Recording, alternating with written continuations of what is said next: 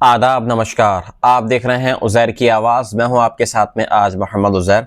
आज की middle east की तरफ से 3 अहम खबर आ रही हैं।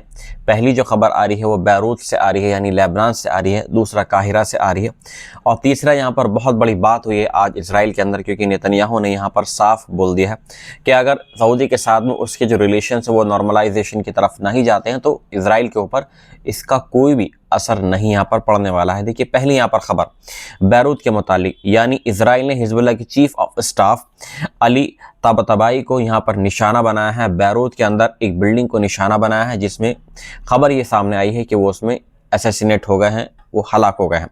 दूसरी यहाँ पर खबर यह है कि काहिरा की तरफ से आ रही है कि काहिरा में हमास की बहुत बड़ी मीटिंग हुई है। इसमें जो मीडिएटर का यहाँ पर दोबारा से काम कर रहे हैं वही मिस्र और कतर कर रहे हैं, क्योंकि यहाँ पर बार बार जो इजराइल है यानी नेतन्याहू बार बार सीज फायर का उल्लंघन हो रहा है और इसी के मद्देनजर ये मीटिंग, ये हाई लेवल मीटिंग काहिरा के अंदर बुलाई गई है। खबर की तफसीलात शुरू करते हैं, लेकिन शुरुआत करने से पहले आपसे एक रिक्वेस्ट है। अभी तक आपने मेरे चैनल उज़ैर की आवाज़ को अगर सब्सक्राइब नहीं किया है तो प्लीज़ आप मेरा चैनल उज़ैर की आवाज़ को सब्सक्राइब कर लीजिएगा।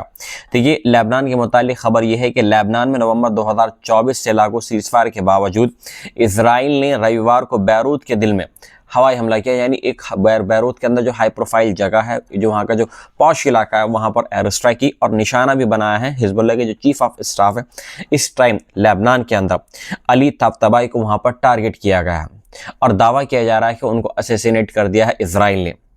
इस पर बेंजामिन नेतन्याहू के दफ्तर ने ताबताबाई हिजबुल्लाह के हथियार निर्माण और सैन्य बिल्डअप के प्रमुख के जिम्मेदार थे। यहाँ पर नेतन्याहू की तरफ से एक बात की तस्दीक की गई है कि ये जो बंदा है, जो ताबताबाई है हिजबुल्लाह का चीफ ऑफ स्टाफ, ये जो हिजबुल्लाह की जो दोबारा से जो फंडामेंटल सिस्टम है, ये जो मतलब ये है कि इजराइल ने डिस्ट्रॉय कर दिया, उसको दोबारा से रिबिल्ड करने की बंदा कोशिश कर रहा था। और जो इनके इंटरनली जो सूत्र होते हैं, जो मोसाद के एजेंट वगैरह होते हैं, उनके ज़रिए से इनको खबर मिली इजराइल को, आईडीएफ को, और इसके बाद में तुरंत आनंद फानंद में एक एयर स्ट्राइक की गई और उस एयर स्ट्राइक में 5 लोगों के मरने की यहाँ पर खबर सामने आई है।